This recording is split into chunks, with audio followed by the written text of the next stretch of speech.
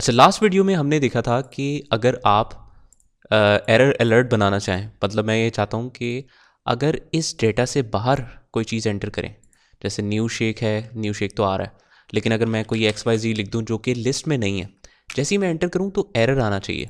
और उसके लिए हमने क्या किया था, हमने इस सेल को सिलेक्ट किया था, डेटा के टैब पे जाके डेटा वैलिडेशन के ऑप्शन में आप गए थे एरर अलर्ट पे, और हमने कहा था कि ये एंटर ही ना करना दे इनवैलिड डेटा को।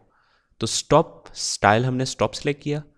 जो एरर आएगा उसका टाइटल होगा क्वेश्चन और मैसेज होगा इनवैलिड डेटा। लेकिन हमने यहाँ पर नोट किया कि जब हम चेंज करते हैं डेटा तो कुछ होता नहीं है। वो इसलिए क्योंकि जब हम अगर मेन्यू सेलेक्ट करके देखें तो मेन्यू में हमने एक्स्ट्रा स्पेस बेस्ड डेटा भी सिलेक्ट किया।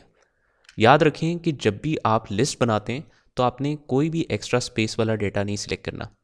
तो उस केस में हमें क्या करना पड़ेगा, फॉर्मूलाज में जाएं, नेम मैनेजर में जाएं और मेन्यू को सबसे पहले एडिट करें। मतलब वो डेटा जिस तरह हमने सेलेक्ट किया था वो उसमें तो एक्स्ट्रा जो ब्लैंक वाले सेल्स हैं वो भी शामिल थे, ब्लैंक वाले सेल्स नहीं शामिल होने चाहिए। तो मेन्यू को सिलेक्ट किया, एडिट किया। अब अभी मेन्यू में ये पूरा सिलेक्टेड है, लेकिन पूरे सिलेक्टेड में एक्स्ट्रा सेल्स भी आते हैं। जब एक्स्ट्रा सेल्स आते हैं तो फिर आपका एरर नहीं काम करता, वो फिर उसको वैलिड ही कंसिडर करता है। तो मैंने क्या करना है, मैंने सिंपल उस मेन्यू को सिलेक्ट करना है मैनुअली।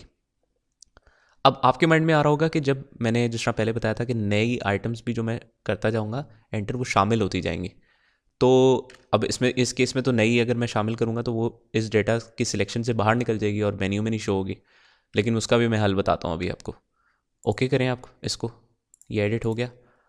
अब हम देखते हैं उसी तरीके से मेन्यू तो हमारा सेम तरीके से आ रहा है, लेकिन अब अगर मैं XYZ कुछ लिखता हूँ तो देखें ये एरर दे देगा आपको। ठीक है ना, तो ये एक फ़ायदा है इसका। अब आपके माइंड में जो चीज़ है कि नई आइटम जब शामिल करूँगा तो कैसे होगी, याद रखें कि जब आपने लास्ट में कोई आइटम शामिल करनी है ना, तो आप उसको लास्ट में ना शामिल करें, आप उसको बीच में शामिल करें। मतलब जो लास्ट आइटम है उससे पहले शामिल करें और फिर बेशक डेटा को सॉर्ट कर लें। जो जो चीज़ डेटा के बीच में शामिल होती जाएगी ना, वो उसका पार्ट बनती जाएगी खुद ही। XYZ टेस्ट, ठीक है ना, और प्राइस है 150।